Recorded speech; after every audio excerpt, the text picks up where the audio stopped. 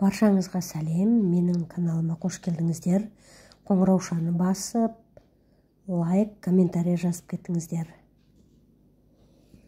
Құрт сүттен жасалған ұлттық тағам. Құрттың құрамында тұз, кальций болады. Ол ауыз қуыс үшін пайдасы ұшан теңіз. Міне сүзбемізді алдық, ыдысымызға салдық. Енді дүз септік. Тағы да дүз септік. Кішкене дүз сіңген жақсы, дүз татыған.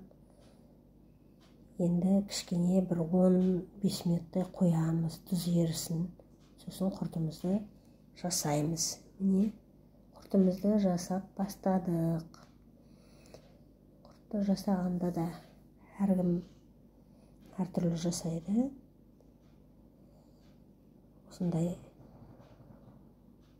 дөмелек құрт болады, доғал құрт болады, осындай. Неше түрлі формамен де жасауға болады құрттарды. Күніне 2-3 рет жеген пайдалы. Тісті қатайтады, ас қорытуды жақсартады. Ангинмен тамақ ауырған кісілерге күніне 5-6 рет құрт жеңіздер. Ауыз қуысын бактериядан қорғайды. Адам ағзасына керексіз майларды ыдыратады. Құрт жесек шөлдейміз.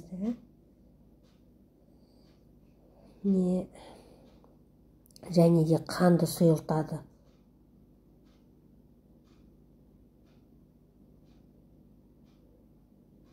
Жеп жүруді ұмытпаңыздар. Құртты жасап болдық, міне.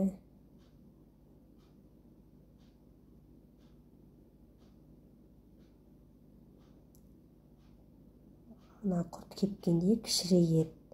Міне мен кепкен құртым.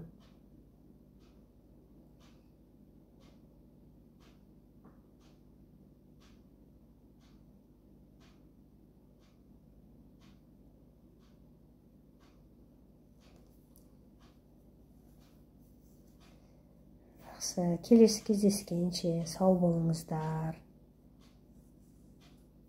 Лайк басып, комментарий қалдырып кетіңіздер.